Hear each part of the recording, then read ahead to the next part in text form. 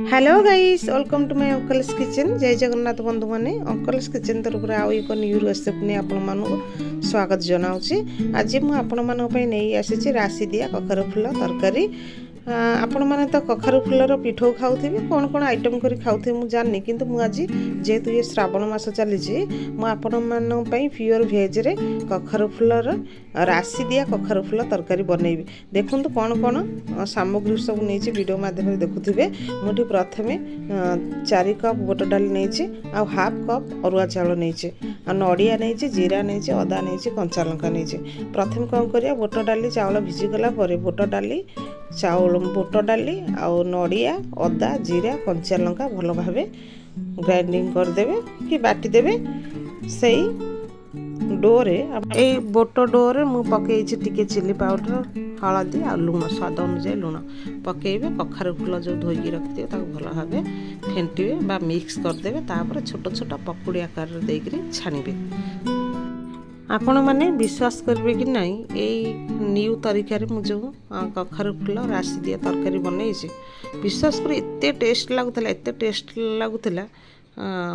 आपन बा कौन कहबी आपण मोर वीडियो को देखिक थे बनईकी खातु। मुझे जहाँ जहाँ सामग्री नहीं से सामग्री थे बनईक कखारु फुल तरकारी खातु। मत कमेंट माध्यम निश्चिंत भाव जनइबे। आप न जन कि रहीपर। तेणु मुझे नुआ नुआ तरीक़े आपण मानक विभिन्न प्रकार वीडियो शेयर कर ट्राए करंतु बनै खायापी। देखो मोर ग्रेवी मुझे धला राशि नहीं धला सोरिष नहीं बादाम नहीं चीना बादाम नहीं अदा नहीं कंचा लंका नहीं जीरा टिके नहीं। देखो आपण भाग माप केमी भावे सोरिष जदि 1 चामच नेले ताले राशि 5 चामच ने आउ चीना बादाम 20 ग्राम खंडे ने नहीं कि भल भाव ग्राइंडिंग करदे। तापर देखो आमर तेल रे आमरे जो गरम मसला जो स्टार फ्लावर काठ मसला डालचीन लवंग गुजराती तेजपत्ता ये सब पकेबे। पकेला पर काटिक किसी टमाटो पकेबे ताकू लुण टे पकेबे टमाटो कहीं आम टमाटो शीघ्र सीझबनी कि मिक्स हेनी से भल भाव से जो गरम मसला सहित आम टमाटो मिक्स होगला टिके धनिया पाउडर आउ टिके चिली पाउडर आउ करी पाउडर पकईकी भल भाव कषिबे।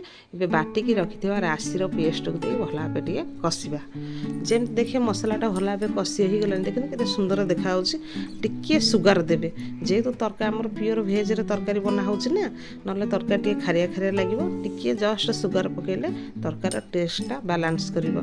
आपण जदि सुगार खाइबे पकेबे नचेत स्किप करिवे आ सुगार बदल रे महू पकई पारिबे।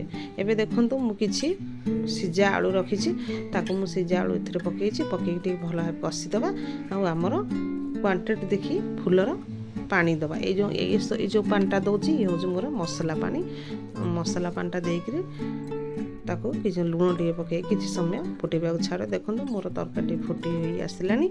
एबे आमे छाणिकी रखिदिबा कखारु फुल सब पकेबा। कखारु फुल पकई सारा पर सांगे सांगे गैस रो फ्लेम टाको ऑफ कर देबे। आमर से तरकारी ही कखारु फुल फुलीजिव। तेणु आउ कखारु फुल पकई तरकारी फुटेबे नहीं। एबे बनी जाइछि मोर राशि दिया कखारु फुल तरकारी। आपण माने घर बनातु खातु मत कमेंट माध्यम जणातु मोर वीडियोटी आपको केमिति लागिला। मोर वीडियो को लाइक शेयर सब्सक्राइब करंतु। आउ एक एपिसोड देखा। जय जगन्नाथ।